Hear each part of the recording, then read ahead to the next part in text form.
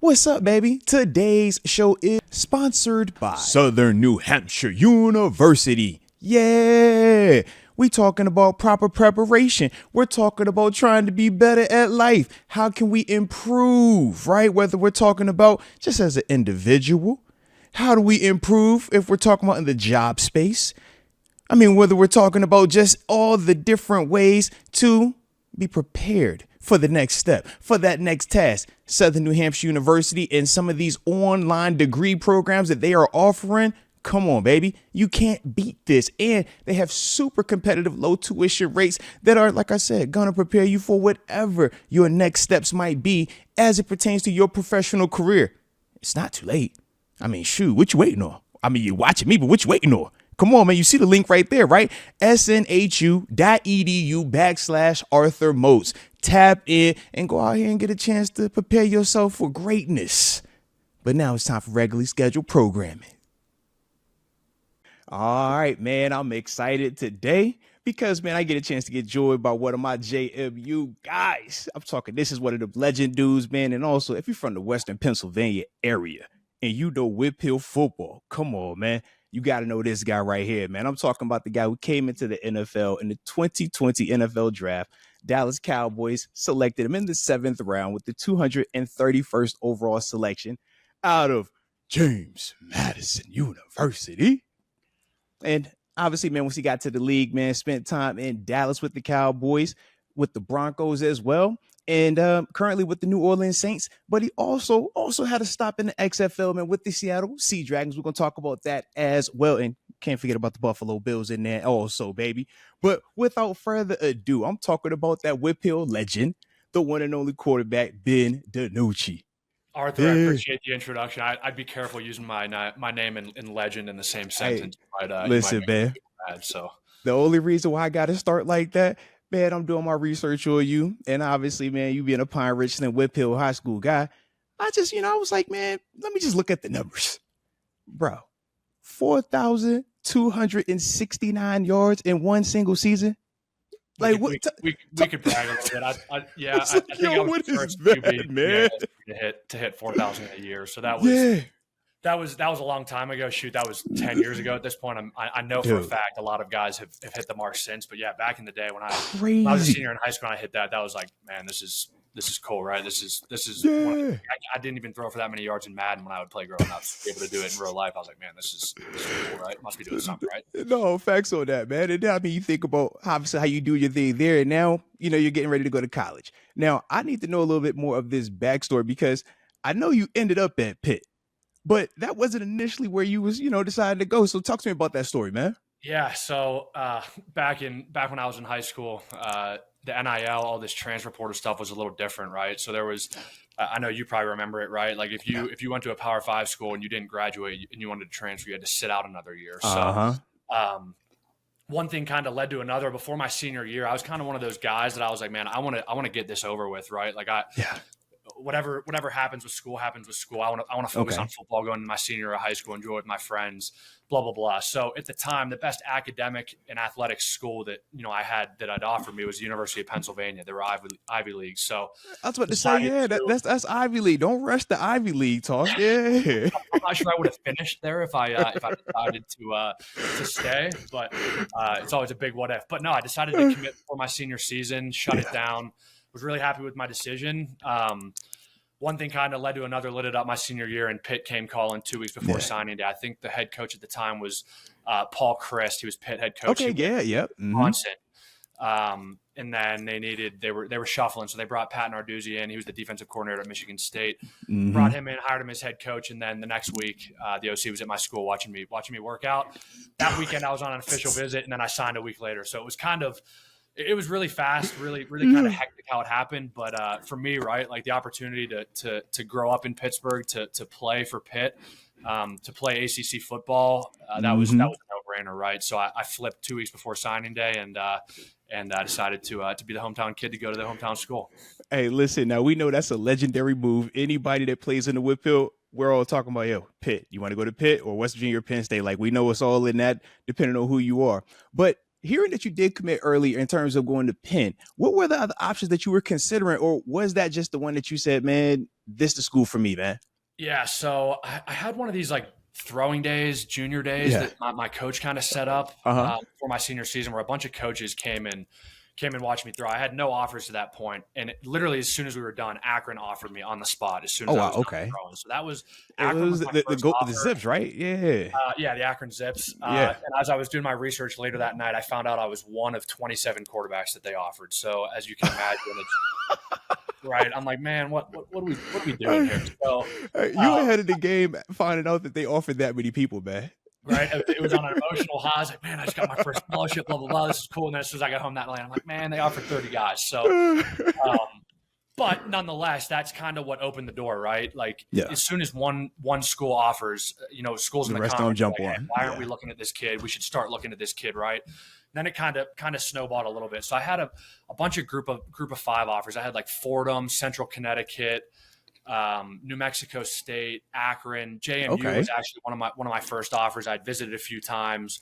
And then I had a couple small FCS schools, Towson, JMU, some of these little ones. But to me it was Penn, right? Like it was academic, it was athletic. I knew a few guys that went there, and so I decided to make that call before my senior season. Yeah, I wasn't necessarily one of these guys that had. I was 6'2", 180 pounds soaking wet when I graduated high school. So I wasn't this big 5-star recruit that was 6'5", 220 or prototypical guy. So kind of had to get it out of the mud, I guess, and see where my journey took me. And it ended up working out. So I'm happy that I ended up making the right decisions along the way. No, without a doubt. And like you said, man, that's always something that's interesting, man, because whenever you hear a quarterback, man, and we think of their storyline, man, you're an NFL quarterback. You're a quarterback that got drafted. Man, you were a player of the year. You went to a national championship. You just assumed that, man, everything from the beginning to the end was just, easy. But when you hear the story, it's like, no, man, you've had to overcome adversity, man. You've definitely had to dig deep. And like you said, getting it out the mud, man, when I'm like, yo, you were committing to Penn and then you end up at Pitt. It's like, all right. That's interesting, right? So take us through now. You're at Pitt, man. What's going on in that situation, man? And obviously, like you said, you committed there, 2 weeks prior to, signing day. So it wasn't like there was a lot of familiarity, but talk to me through that process, man, when you're actually there. What was that like for you? Yeah, I mean, I guess growing up in Pittsburgh, right? You have, Pittsburgh. I live 20 minutes north of the city in Wexford. But hey, listen, man, if you're from the area, man, everybody say Pittsburgh, man. Everybody knows what I'm talking about. But growing up there, right, I knew the lay of the land, was familiar with the city. We had Heinz season tickets to the Steelers growing up, so very familiar with Heinz Field. Let's go. Played there in high school. That's where the WPIAL championships were. So it wasn't like this big life change that I felt. And in more of a ways, I almost felt it was kind of calming in a way, right? Like, hey, I'm staying home, getting to be the hometown kid. There's a lot of stuff that is going on. I feel like, hey, I'm sweet, right? I'm right in my backyard. But as soon as I got there, I knew I was going to redshirt. They had Chad Wojcik there the previous year, and then Nate Peterman, who's shout out to Nate, man. Transferred there. So I knew that it was going to be at least a year or two before I was going to get a shot, and I was fine with that, right? Like I previously said, I was 180 pounds soaking wet. I'd never seen a weight in my life until I got to school in college. And so in my freshman year, when you redshirt, right, all it is work out and eat as much as possible. So I think I went from like 180 to 205 my freshman year. Hey, look, get big a little bit, man. Come on now. Yeah. And I think I'm actually lighter than that right now. So I need to start eating some calories again. But it was fun, right? I mean, it's just different. You go from playing 10 years growing up to all of a sudden, hey, now I got to sit and take a backseat to guys that are already here. So it's a learning process, right? College football is different than high school. NFL is different than college, and NFL is a lot different than high school. So I think I benefited from it, right? There's a lot of guys that just get thrown into the fire right away and have to play or expected to play right away. For me, it was, hey, let's get your body right. Let's get you in physical shape. Let's get you mentally up to speed. I came from a high school offense where it was RPOs. I was just reading one guy. So I had no idea what the difference between cover 2, cover 4, man, all this different stuff was. So it definitely took me a year or two to feel comfortable, to get situated with the offense, weight program, all that stuff. Yeah. So one thing kind of led to another. We were in bowl game, my redshirt freshman year. Nate Peterman got hurt, went out with a concussion. I was the backup, and that was my first first introduction to college football playing time was the Pinstripe Bowl in Yankee Stadium. Hey, man, come on now. Welcome to the big leagues, baby. Exactly. And so I was like, hey, man, let's roll. It's not like I had, all this time to get ready to prepare to be the starter, right? He went down in the third quarter, and all of a sudden everyone's looking on the sideline. Where's Ben? Hey, go to your helmet. You're in the game. Hey, you ready? Hey, we haven't cared about you, but now you're the most important person ever. Come on. So that's the life of being a backup quarterback. I'm still living it. So one thing kind of led to another, got thrown in the game, made some good plays, didn't make some good plays, right? It's just how it goes when you're a young guy, especially as you're a QB. So going into the offseason, I think, hey, these guys are out of here. It's now my time to roll, right? I got the keys. Let's see what these last 2 years have been all about. Am I ready to go? Am I ready to do this? Or am I going to have to just, see what happens after that? They bring in Max Brown, who was a 5-star from USC, the number one recruit in the country, when he was coming out of high school. Now, are you aware of that this guy has that type of like prestige when he's coming here, or do you just get surprised when he gets to the campus? I mean, when you see, hey, Max Brown commits, I think logically, right, everyone's just going to go type, like, who is this guy, into Google and find out a little bit about him, right? All right. So I think that was natural, and I'm like, all right, so at least I'm like, hey, I'm going to be competing, right? So I know that. So they bring him in. They let us compete during spring ball. They let us compete during fall camp. And I'm probably not the only person that'll tell you this. You can go ask anybody that was on that team that year. I mean, I'm sure a majority of the guys would tell you I beat him out fair and square. Let him cook. Come on, man. Fall camp. But unfortunately, there's a lot that goes on other than sometimes the best player playing, right? And that was kind of my introduction to – hey, the best guy doesn't always play. There's some politics that might be involved in this. Absolutely. They started him. He played well the first 5 or 6 weeks. I think we were 2-4, 3-3. He broke his collarbone week 6 or week 7 against Syracuse. And so here we go again, right? Same thing as last year where I got thrown change. Come on, man.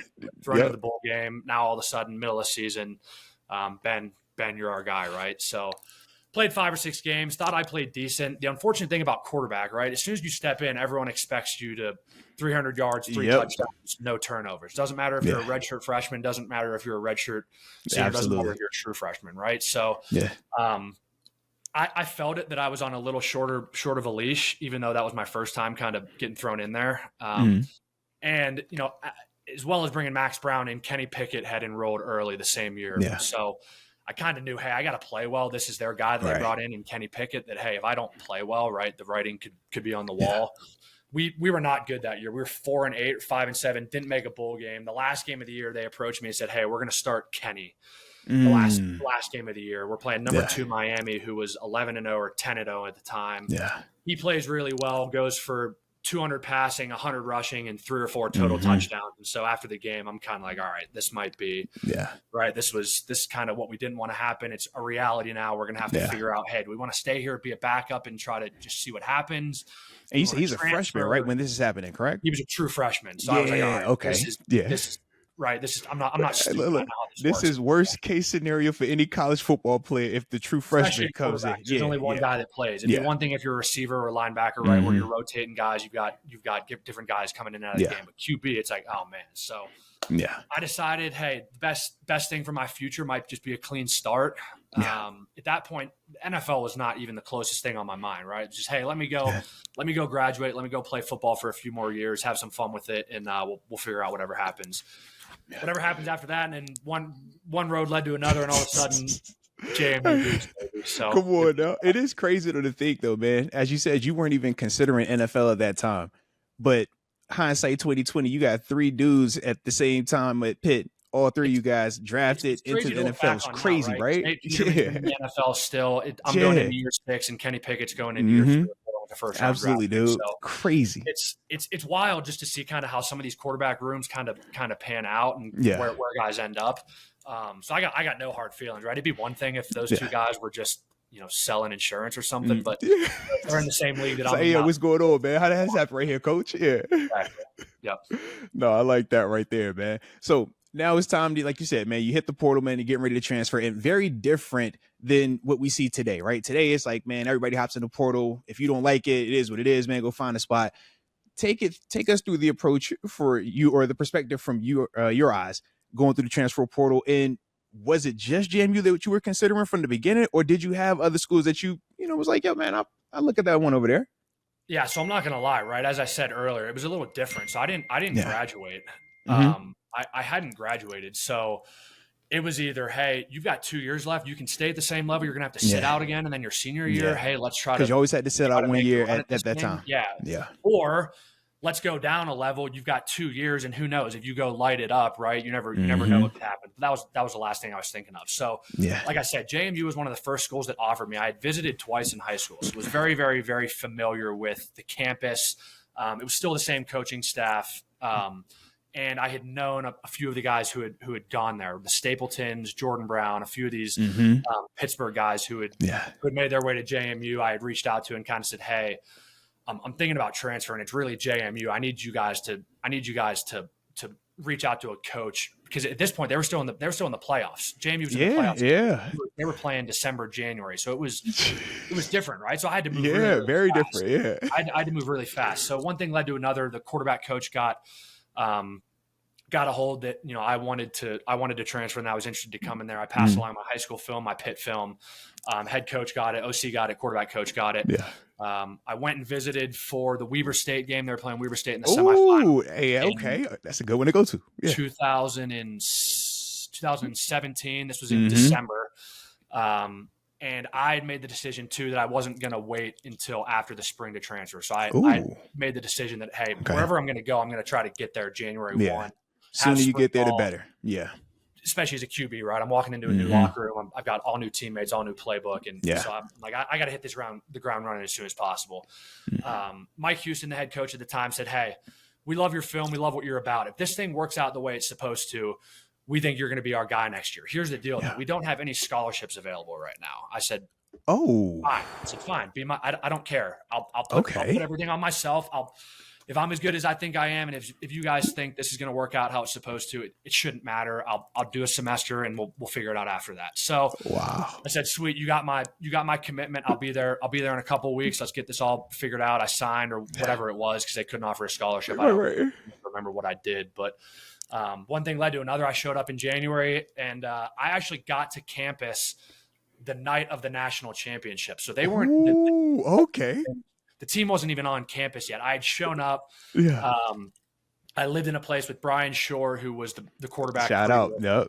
And so all these guys come rolling in, 24 hours later at 2 or 3 in the morning after they had just lost the national championship. And like, who the hell is this guy in our apartment now, right? So it was a little interesting for me too, right? Because you're coming half year, you're coming into a new environment. It's not like you got recruited there out of high school and the whole recruiting class. So I was like, all right, I gotta get in where I fit in. I gotta try to make myself right. I gotta get these guys to trust me. I gotta just show up, put one foot in front of the other, and put my head down and work. And sure as heck, that's what I did. One thing led to another. Started junior year, started senior year, and then kind of was able to still be playing. But that's kind of how the origin story of JMU walked on and kind of earned it there. Yeah, that is crazy though that you actually walked through it and took the opportunity like that, man. Because obviously we see how it ended. I mean, you're obviously taking this team to a national championship appearance. I mean, you're top 5 on Dago every all-time list that they got there from a quarterback's perspective. And to just hear how it started, it's like, man, this is a crazy story, man. You would think that, you don't miss with a guy like that. That's the guy that you go and, you sell the house for, but everything worked out the way it was supposed to. So now it's time for the NFL draft, right? Take us through this process, man. Do you know you're getting drafted? Do you got any type of feeling that it's going to happen? Or are you coming into the NFL draft process just like, it is what it is, man? Like if it happens, cool, but if not, cool.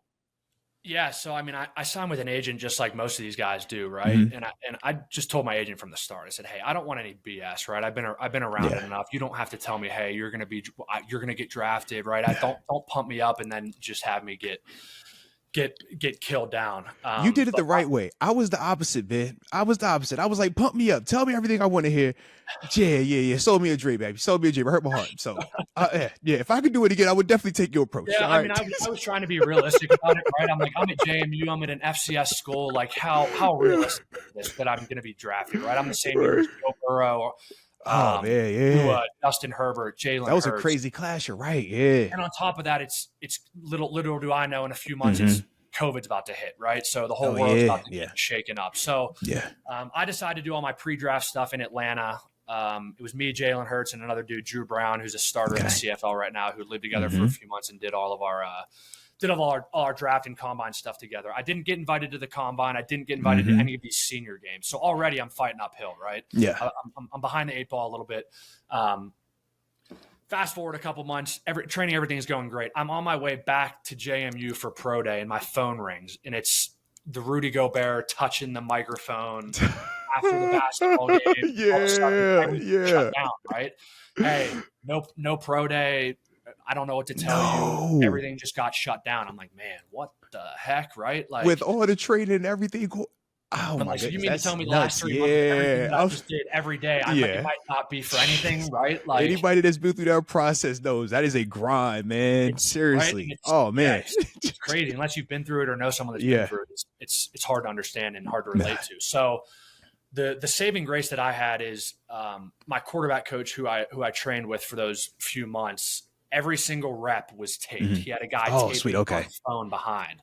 Yeah. So we came up with the idea that, hey, we've got the whole route tree. Everything that you were going to do in pro day is already on camera. Let's put a big 5 or 10 minute tape together of everything that we've done the last few months and just shoot this thing out, put it on Twitter, put it on YouTube. Any scouts, anybody who's already been in contact with you, let's send them that way so that they can see. Because the main thing with quarterbacks is they want to see guys throw live. So no one had seen me throw live before, right? You can turn the tape on and it's one thing, but to see a guy throw live and see how it comes out of their hand, it's just different. So a lot of these scouts and coaches were like, hey, we're excited to come to pro day. We want to see how it comes off your hand. We want to see you in person, blah, blah, blah, blah, blah. So I send this thing out, and my quarterback coach in Dallas said, hey, that's the reason we drafted you. That video was the sole reason that we took a shot on you in the 7th round. That is wild, all the way man. Up the chain. McCarthy saw it.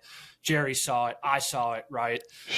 We decided that was enough. That was all we needed to see based on your game film at JMU, what you've done at Pitt, and what looks to be like what you've done for pro day. So really a blessing in disguise, right? I had no intentions of getting drafted after everything got canceled, right? No pro day, no combine. I'm just thinking, shit, all I need is someone just give me an opportunity. Anywhere, it doesn't matter. Right? And so getting drafted was kind of the cherry on top. And I was like, all right, I got my foot in the door. It's kind of up to me now, right? And so that was the start that I needed. And boom, here we are 5 years later. I'm still going strong. Look, still making noise, man. And that's what we like to see, man. Heck yeah. No, you obviously get to Dallas, man. What's your first impression? Obviously, this is your first time stepping into an NFL locker room. And it's not just any regular locker room. We talking Jerry's World, baby. What's that experience like for you, dude? I tell people this all the time. Like, my welcome to the NFL moment by far was when I walked into the quarterback room for the first time, and it's me, Andy Dalton, and Dak Prescott. And I'm looking around. I'm like, jeez, Andy, dude. One of you guys were on my fantasy team like last year. Andy, I've grown up watching you, right? You've been starting for the last 10 years. I've seen you once a year at Heinz Field play the Steelers. This is weird for me. I don't know how to act. I don't know how to, right? Because I'm 22 years old. You were probably the same way as a rookie. Right? Oh, 1,000%, man. Like, man, do I talk to guys? Like, are guys? I always say it's a little different for the non-quarterbacks because a linebacker superstar is cool, but it's different when you're in the room with the quarterback. Yep. You're walking into, like you said, it's Andy Dalton and Dak Prescott. Yep. Both of them dudes, massive names, man, big time players. Yeah. 1,000% we understand where you coming from, baby. Yeah. Yep. And on top of that, other places I've been, the head coach is not normally in those meetings with the quarterbacks, but Mike McCarthy is so involved with everything that's going on that he was also in the meetings every single day. So I'm like, man, I've watched you for the last 10 years with Rodgers, with Favre, with everybody, right? And now I'm just sitting here chopping it up.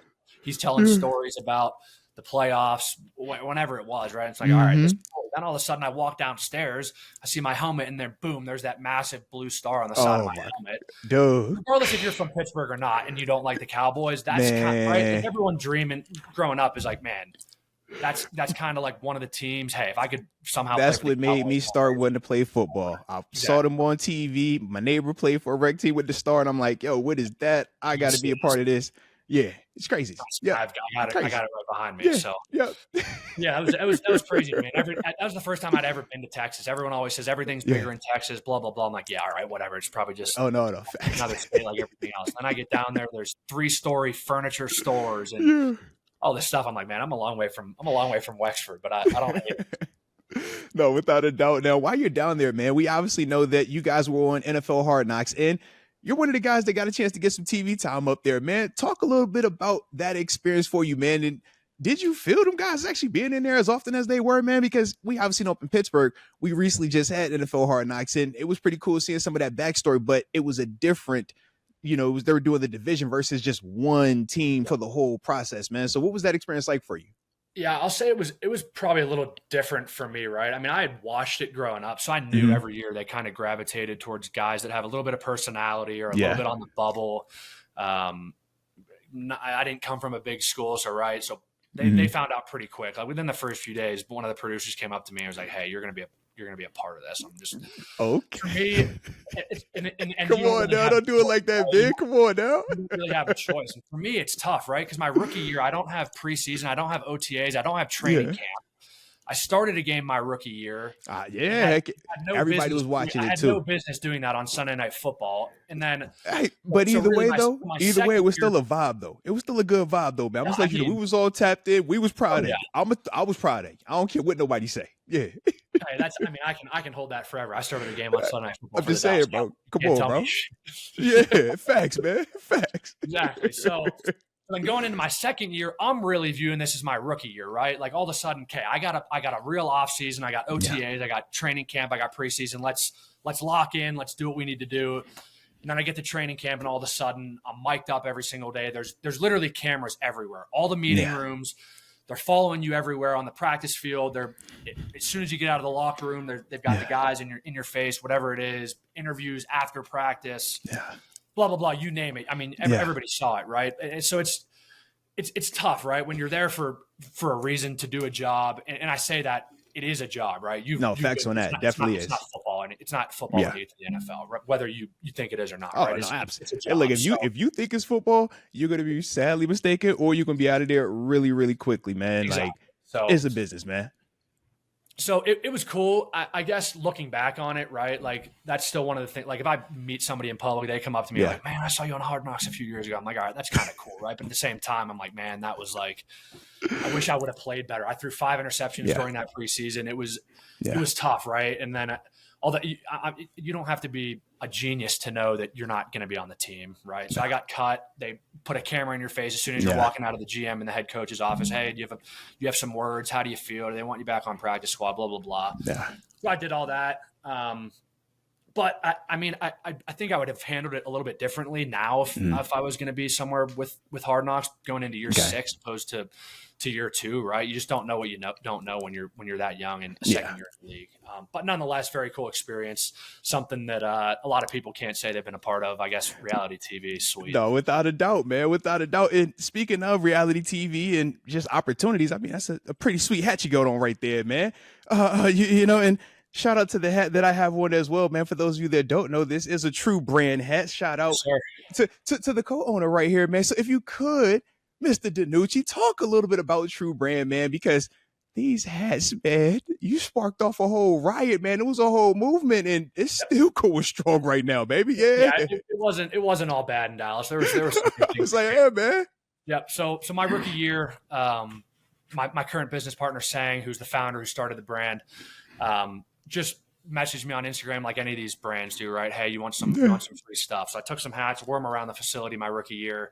Seemingly every time I had one on, guys were like, hey, what's up with that? It's kind of cool, right? I didn't have any idea. I was like, some guy just gave them to me, right? So fast forward a couple months, he calls me out of the blue, random, during the week. Hey, I need a business partner. Do you have any interest going into business together? Blah, blah, blah. I said, I don't know anything about business. I've been football for so long, but I can guarantee you one thing. I can get the guys on my team to wear this hat. Okay. And I know that the Cowboys mean something, right? And if the Cowboys are wearing something, people want that. It's a big deal. Yeah, it's a big deal. And that still holds true, right? Like these athletes, these influencers they have that title for a reason, right? An influencer is an influencer for a reason. So, so yeah, man. I mean, now you see all these different brands and different everywhere, man. Trying to rip it off. I mean, at the end of the day, it's not necessarily hurting what we're doing. We're trying to keep the main thing, right? Absolutely. We're locked into our demographic, our target market, and our audience. but it's been really, really fun over the last few years to see this thing grow, to take on a life of its own. And just to see anybody from Post Malone to Dude Perfect to Come on, man. Moats to you name Hey, look, it. I see Luka. Shout out to Luka. Just got traded. Luka Doncic was with one of your hats. I'm like, bro, it's everywhere, man. Everywhere. I was just glad that I got a chance to get the JMU one, man. Shout out to you. Shout out to Wifey, man. Surprised me with this right here, man. But yeah, usually you can't even get them. Say, yo, sold out. Hey, man. They sell like hotcakes, baby. Sell like hotcakes, man. Yeah, so it's been fun, right? My brain's been football for 15 years, so to be able to kind of have something else that I'm passionate about that's not necessarily football and that I can do for the foreseeable future when football is done. Absolutely, it's fun. So I've enjoyed it a lot. We got some good things cooking up for 2025. Some different apparel lines, some different logos, some different colleges, and some different stuff. So it should be should be a fun year. No, without a doubt. Now, did you ever at any point in time prior to starting this up? Did you ever have a passion for like fashion and designing or creativity and stuff like that? Or was this just strictly, man, I'm going to take a chance. Let's try something. Yeah. So I didn't start it. Honestly, if I started it wouldn't be where it is today. Right. There's no shot. My business partner is the reason this thing is the way it is, right? I'm in Denver. He's in Dallas. Our warehouse is in Dallas. Everything's in Dallas. He's the man with the day-to-day, everything he handles. But teamwork, man. Absolutely. Exactly. Absolutely. But I mean, my dad owns a promotional product business. I've been around it for 25 years growing up. So I always knew that, business was something that I was interested in. And at some point, when I was done playing football, that would be something that would kind of jog my interest. I didn't know how, didn't know when. But it's kind of ironic that, as soon as I get out of college, my rookie year, something presents itself. Pops up right away, man. Yeah. And so I went to my dad. I said, hey, this is kind of what's going on. And my dad shut it down right away. He's like, you can do what you want. I don't know who's going to buy a hat with the word Dallas upside down on it. And so, I told a million people this. And my dad, every time I'm back home, he laugh every single time. And initially, right, the first thing he said, you better make sure you make this hat. You better make sure you like this hat. It could be the most expensive hat you've ever bought in your life. And so my thought process was, hey, this is just like investing in Apple. And, absolutely. You just pick whatever it is. So I said, hey, shoot, I'm not going to know until I know. Let's try this, right? It can't hurt. I don't know what I like. Don't know what I don't like. Let's give this thing a shot and see what happens. And here we are 4 years later that Sang and I have been business partners, and we're better than we've ever been. So it's been a cool journey. No, that's awesome. It's Zach right there, man. And shoot, like I said, man, we wish y'all nothing but the best. Definitely keep killing it, man. Because it's all, like I said, it's good to see, man, that you're able to do more than just a sport. Because so many times, man, us as athletes, we get just minimized to just the one thing that we do. But to see that, man, you still can have a lot of success doing multiple things, man, while still keeping the main thing is truly impressive, man. But now we get to 2023 time frame, and you take a trip up to the XFL, the Seattle Sea Dragons. What is that like? Obviously, this is at the first or second year the XFL is starting out or coming back around when that comes out. So, talk to me about that process, man. Yeah, so got cut after training camp in 2023. Didn't hear anything from NFL teams. I had maybe one or two workouts. I think the Browns and the Dolphins. Nothing came of it. So, my thing was, do you want to keep playing football? That's one thing, right? If you do, it's either XFL or it's go up to Canada. If you don't want to keep playing football, then boom. All right, we need to figure out what comes next in life. So I wasn't ready to necessarily do that yet. I still wanted to play football. I was in great shape. Still doing all the things I needed to do to play. The XFL was very, very introductory at this point. So my head coach, Jim Haslett, called me. He said, hey, I'm the coach for the Seattle Sea Dragons. No idea what your interest level is here, but would love to have you on our team. Think you'd be a great fit. We have June Jones, who's going to be an offensive coordinator. We're going to throw the ball all over the place, blah, blah, blah. That's all I need to do, right? He sold it to you that quick. Tell me where to sign, man. I'm in. If I can get, you want to throw? We're going to throw it a lot. If I can get 10 games of tape and have a chance to go back to the NFL, that's all you can ask for, right? Because being a backup in the NFL, the one, especially at QB, the one thing that is lacking is reps. And so when you're only playing a quarter, 2 quarters, half of a preseason game, in the preseason, it's tough to really make an impression. It's tough to have teams be like, hey, we like this guy a lot, right? But we've only seen a quarter. Can he do it for a game? Can he do it for a season? So my big thing was, hey, I got to go get tape. It doesn't really matter where it is. I got to go do this, right? If I'm if I can still play at the level that thing I can play, let me go do this. I'll get back to the NFL, and then hopefully I won't have to do it again. But one thing led to another. I actually got really fortunate. So the XFL, everything was based in Dallas, so I didn't have to move. Oh, sweet. Oh, yeah. Anything. So I was on You're the Seattle right. That was Seahawks. at the beginning where all the games were at the same stadium. Gee, oh man. No. This wasn't that. The whole league was in okay, Dallas, okay. but we still flew to the different cities. Teams. Okay. My home team was Seattle, but it was a 4-hour flight every week. So it wasn't really like a home team, but it worked out really well. I didn't have to move, didn't have to pack up my life and go to Seattle. Well, that's good then. Yeah. It was a seamless transition. 4 months. It was January to April. As soon as the season ended, I went right to Broncos minicamp after that. Signed with the Broncos, rolled right into OTAs because they had already been the NFL offseason. Man, it had to feel like the longest, 6-7 months for you, right? God. So it ended up being 13 months. I went January to January. Oh, my God. I told myself at the beginning, I was like, hey, we got to do if this thing works out the way you want it to. We can have a nice long off season in 2024. Man, that's a lot of football.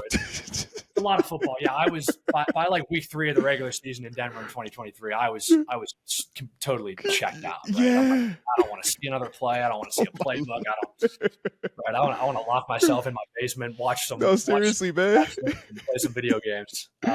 But no, it worked out the way it was supposed to. I'm really, really happy I did what it did. I'm really happy I made that decision. And I've been able to get another 2 years out of it since doing that. So it's been really beneficial.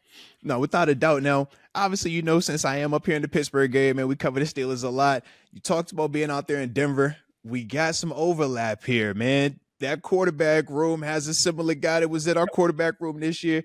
What was that like, man, having Russ as a teammate, though, man?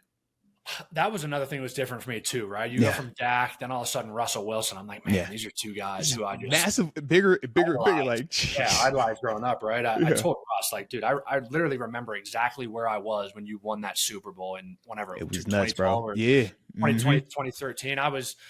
I was a junior in high school, and he's looking at me like, what the hell? But no, it was good, right? Like it's cool to just to see how all these different guys work. They're good for a reason. These guys have prolonged careers for a reason. So being able to ask a guy like Russ for 6 months, just kind of what his thought process is when he's getting up to watch, when he's planning a game, when it's his off day, right? There's so much that you can learn from these guys that behind closed doors, people don't see people just turn on the TV on Sunday and just see guys 11v11. Come on, man. Y'all don't work out. None of us practice. We just show up on game day and it's perfect. We don't do anything during the week. Come on, man. Yeah. Everybody knows this. So it was really cool getting to be a part of that, getting to be around Russ a little bit. He's an interesting character. I'll say that.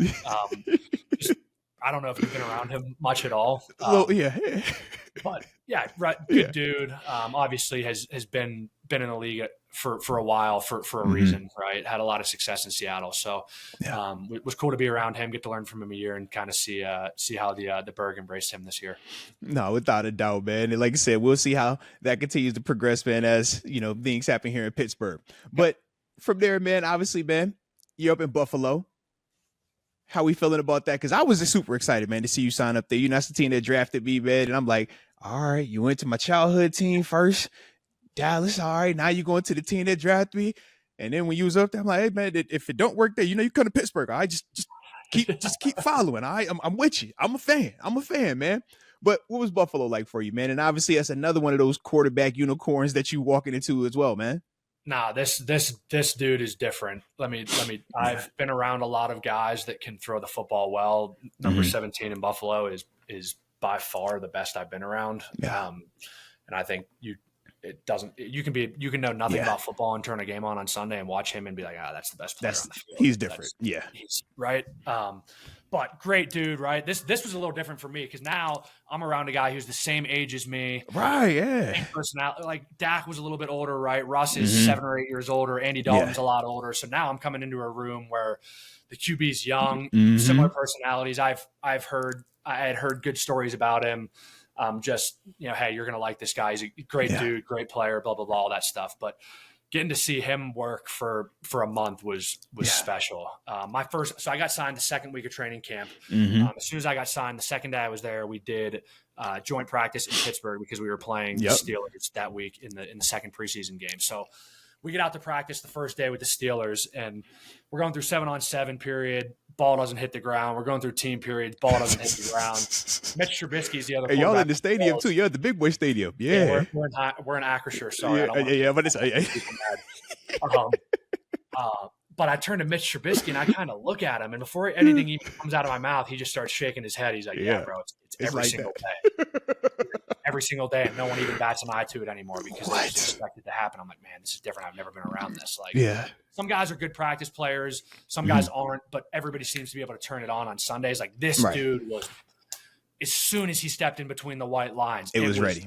It was on. Like, boom! Like you could just see a flip switch. Like, all right, it's go time, right? And so to be able to be around that for a month, I was like, man, this dude could have a really, really good year this year. And then sure as heck, right? Like, holy smokes, right? And they have an unbelievable year, and he's a front runner for the MVP. So heck yeah, man. I've been very fortunate to be around 3 guys that have played a lot of football in this league. Have a lot of miles invested in this league, and have done a lot of good stuff between Dak, between Russell Wilson, between Josh Allen, and I was around Derek Carr for a little bit this past year. So it's been a blessing for me to be around a bunch of guys and just kind of be able to pick their brains a little bit. No, without a doubt, man. And shoot, the fact that you're doing what we always say as vets, man, it's like you want to see young guys or guys that are, still trying to get locked in. You want to see them soaking up as much knowledge and information as they can. Being those dudes that are like, man, what do you do? What is it that makes that guy great? What is it that makes this guy work like that? Versus the know-it-all. The guy's, oh man, I know more than this dude. Like, so man, it's a big reason when you think about those dudes, and also why you're still able to hang around and build this career that you're building out right now, man. So that's super impressive, man. But talk about New Orleans though, man, because obviously we know you signed there later in the year. And then we know most recently you obviously got the new contract, man, to stay there even longer. So shout out to you for that as well, man. But take us through that process, man. You're getting down to New Orleans. What's that like for you, man? Yeah, so again, I'm in kind of a similar scenario to I was in 2022 when the Cowboys let me go after camp. I got cut after camp in Buffalo, kind of got blindsided a little bit, if I'm being honest, right? Like I thought I was there for 2 weeks. I got thrown in the fire, learned a playbook in a day and a half, and then played 2 preseason. So I thought at least I was going to be on practice squad. I did too. I ain't gonna hold you. I did too. Yeah, so it is what it is, right? There's, I mean, it's whatever, but it's part of it. Yeah. Again, got back home, went on probably 4 or 5 workouts. I'm like, man, this is getting annoying, right? I can't possibly throw the ball any better at these things. What do these teams need to see? Yeah. Everyone's telling me the same thing. Hey, if someone gets hurt, you're our guy. You're our guy. You're our guy. Someone gets hurt, they don't call. Someone gets hurt, they don't call. What's really going on here? So, Derek Carr gets hurt week 13 or 14. I think he broke something in his left pinky finger. But I remember this. Me and my fiance were on the couch watching the game, and I said, "I'm going to get a call tonight. I'm going to go start packing my bags. I love you, but I'm guaranteeing I'm going to be out of here tomorrow." Wow. My agent calls me a few hours later. Hey, New Orleans is flying you out tomorrow night. Pack a bag. You're probably going to be there for the rest of the season. Wow. And it's a little different, right? Because I'm not used to walking into a locker room week 14, right? And so I've been a part of the other side where guys have come into the locker room, right? And you're kind of like, all right, you're like, who's this new guy? Yeah. Kind of know your place. You're coming into a locker room where guys have a lot of stuff invested, but got in. It's funny, you were just talking about vets, right? All of a sudden, Derek Carr's hurt. The 2 guys that are there are Spencer Rattler, who's a rookie, and Jake Henry, second year. So guys that are young. I walk into the room, and they're calling me a vet. I'm like, man, weird, dude. Like, come on, OG, you the guy, man. Yeah, he's like, man.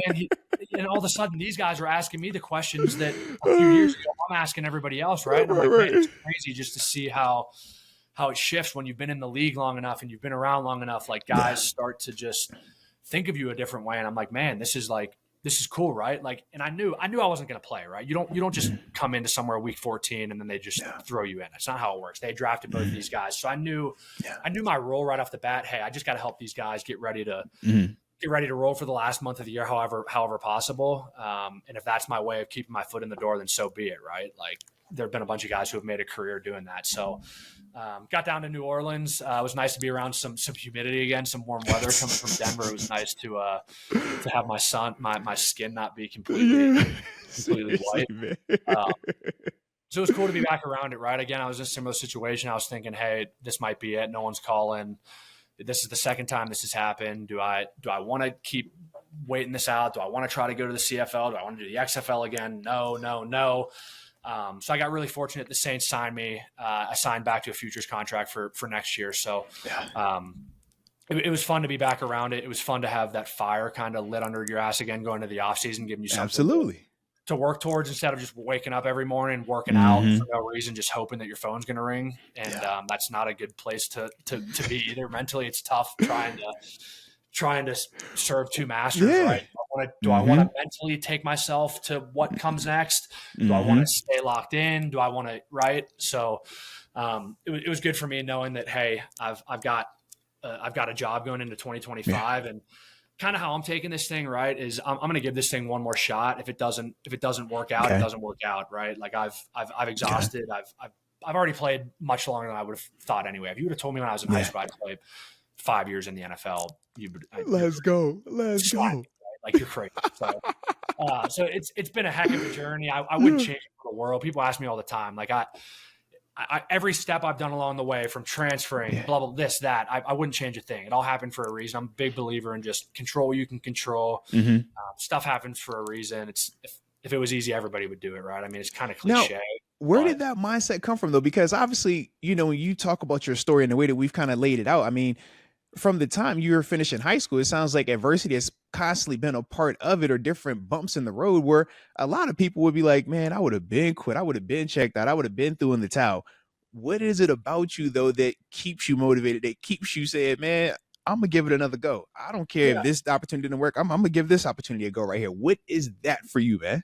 I mean, honestly, I think having the senior year that I had in high school, right? Like I threw for 4,500 yards, had 50 touchdowns and 5 interceptions. And the only Power 5 school is going to come a week before signing day. So I kind of felt slighted a little bit. Like I could definitely see that. Absolutely. Tape on. What else do you need to see? Right?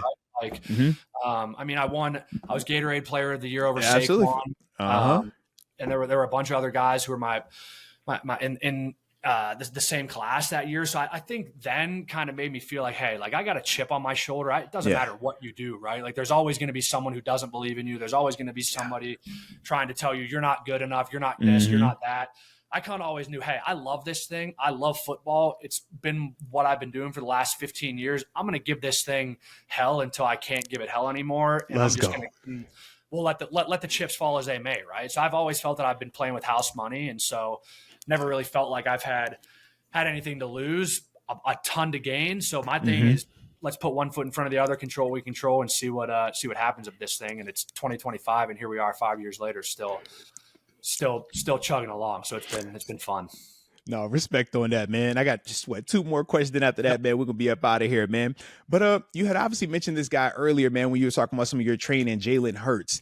Gotta ask you, man, we got the Super Bowl coming up, Super Bowl 59. You got the Chiefs, got the Eagles, Mahomes trying to get the three-peat, Jalen Hurts getting the rematch. How you see this thing playing out, man, and how you feel about these quarterbacks in this matchup also? Oh man. First, I'll say this: it's incredible what Patrick Mahomes has been able to do, right? Like, I mean, you're the quarterback. You tell me what you see when you watch the dude, man. Incredible. So growing up, being from Pittsburgh, everybody hates the Patriots, right? Yep. They win. That's all they do. And as I've gotten older and as I've gotten to be around the league more, the reason people hated them so much is because all they did was win, right? And so now you're starting to see why people are viewing the Chiefs, Mahomes, Kelsey, all these guys the same way, is because all they do is win. Mahomes has been a starter for 7 years. He's been in the AFC Championship every single year. Like, bro, I've been in the NFL 5 years. I haven't made the playoffs one time. I don't think people realize how hard, it's tough, man. It's how tough. Unbelievable that is, right? Like, so it's that in and of itself is unbelievable. Now you have to have a lot of guys around you, coaches, right? It's all got a connective. It's all got a gel. But I think it's probably the 2 best teams this year, just in terms of how the year's played out, right? So I'm really excited to see kind of how this thing shakes out on Sunday. It's a rematch from 2 years ago, which was really good game there too. Heck yeah. Mahomes played well. Jalen Hurts played really well. But at the end of the day, right, one team just made one more play than the other team, and that's literally what it comes down to, right? Sometimes football is literally one play can make a game. So it's been fun to see the progression of Jalen. I think coming out of college, he was more of more of a mobile quarterback, didn't have much of the arm. And I think over the years, he's kind of shifted that narrative a little bit. Facts. Doesn't hurt when you can turn around and hand the ball to a guy like Saquon Barkley and just watch him take off for 70 yards either. That's a quarterback's friend right there, man. 100%. Quarterback's best friend, or a receiver like A.J. Brown, where you can just put it in his vicinity and know that there's a chance he's going to catch it every time. But I'm excited to see how it plays out, right? Like the Chiefs got to play those guys a certain way. I'm assuming the Eagles are going to try to run a lot of read option, right? Put the D ends in a bind. If they want to go stop Saquon, you got Jalen on the edge. If they want to take Jalen away, then have fun trying to stop Saquon with a light box. But, it's a lot of the game within the game, right? Because there's only the plays are the plays. There's not going to be a million new plays at every. You know that they're not. The Chiefs aren't just going to run a different defense. I thought it was like a magic scheme, a magic call that every coach has, man. That every what? No, this is the playbook that we say for this game. Yeah. So it'll be fun to see kind of the flow of the game, how the Eagles get into it, how the Chiefs get into it. I hate to even say this, but I hope the refs just let them play. About to say, please. I'll say it. I don't really care, right? Like, everybody's saying it. It's frustrating. I get it as a fan of the game, right? You hate to see a flag in critical points. Being a quarterback, I mean, some of those calls are a little bit iffy, right? Like I'm all for trying to protect quarterbacks, trying to protect the guys that make the game go. But at the same time, like some of that stuff has been thrown in crucial times and crucial spots. Just the impact on it. Absolutely. It is what it is. But I'm hoping for a good game. All anyone really wants is a good, close game. Seriously, right? Or the few hours that they're spending with friends, family, whoever they're spending with on Sunday. So really all you can ask for. No, without a doubt, man. Well, shoot, the final one I have for you is this, man. Obviously, we talk about your career, man. You've been in multiple spots, man. But you also, like I said, man, had some time in the XFL, man, where you did light it up a lot as well. But just throughout your journey, where would you say was your, when you go back and you have that memory, you're like, man, that play right here for me, man. As of right now, that's the one when people say, hey, what's your favorite play? This the one I go to. What's that for you, man? Yeah, so week 3 in the XFL, we were 0-2. Yeah. We were about to go 0-3. It was there was 40 seconds left in the game. We were down by 5 points. It was 4th and 4 on our own 30-yard line, and we went 5 wide. Josh Gordon on my left. Josh Gordon is on my left, and I see man coverage as soon as we break the huddle. We're running 5 verts on 4th and 4 with 30 seconds left. I'm like, all right. If we don't, no guts, no glory. I might get benched and never play again. If I start 0-3 in the XFL, like these coaches don't owe me anything, right? It's just the next guy up at this point. I drop back and let this ball go. Josh Gordon catches this thing over his shoulder, backpedals 15 yards into the end zone, and we end up winning on a buzzer beater. Wow! And that kind of propelled. We won like 7 or 8 games in a row after that. Yeah, and the rest is history. So I always kind of pinpoint that play. Like, man, if he would have never caught that ball, there's a chance that I don't ever play football again, right? Like, I'm not naive to think that my coaches would have started me the week after, but there's nothing saying that, hey, let's give the kids another guy a chance. Yeah, let's give the backup a chance to see what he's trying to get back to the NFL too, right? So let's make a change and see if we can spark something. But that's the play that I go to. That I'm like, man, that was legendary, man. Before, absolutely, man, absolutely. And shoot, that was the day too, man.